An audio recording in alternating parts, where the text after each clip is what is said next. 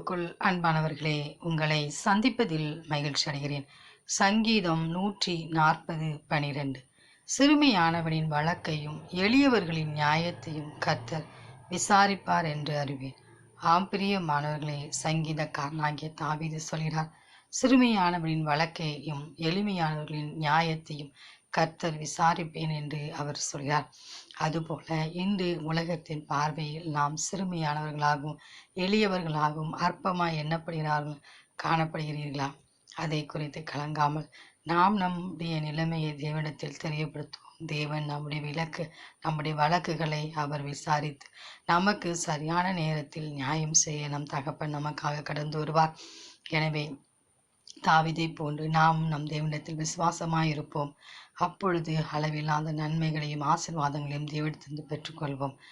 அந்த தேவனின் அன்பு கரங்களை நாம் பற்றிக்கொண்டு அவரோடு கூட வாழ்வோம். ஆமேன்.